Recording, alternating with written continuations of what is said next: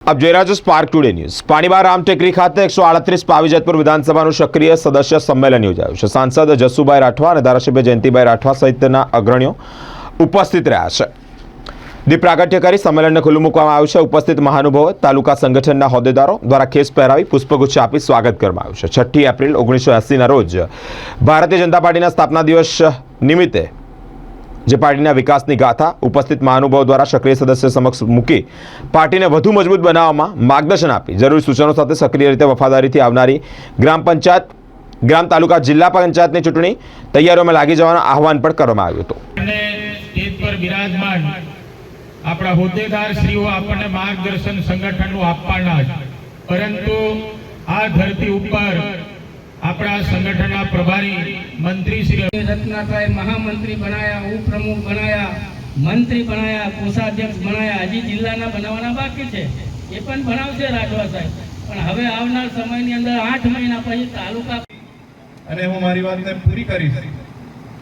अत्यारे भारतीय जनता पार्टी एकदम hi tech technology युक्त अने आपनु जे पण रिपोर्टिंग छे हमारा परिचित छे। घणा लोको युवा मोर्चामांथी पार्टीना मेन व्यवस्थामां छे, घणा लोको युवा मोर्चामां काम करी रह्या छे। भारतीय जनता पार्टीना 46मा स्थापना दिवस निमित्ते गुजरातना दरेक जिल्लामां दरेक विधानसभामां सक्रिय सभ्य सम्मेलनનું आयोजन થયેલું, જેમાં આજે જેતપુર પાવી વિધાનસભામાં આ સંમેલનમાં હાજરી આપી અને કાર્યકર્તાઓને જનસંઘથી ભાજપનો ઇતિહાસ અને ભાજપની સરકાર પછી જે વિકાસની જે યાત્રા થઈ હતી એ વિષયની માહિતી આપી અને કાર્યકર્તાઓને આગામી જે ભારતીય જનતા પાર્ટીને હાથો મજબૂત કરવા માટેની આગામી જે કાર્યક્રમો હતા એના વિશે માહિતી આપી અને એ લોકોનો ઉત્સાહ વધારીને આજે આ કાર્યક્રમનો પૂર્ણાહુતિ થઈ છે। આજે ભારતીય જનતા પાર્ટી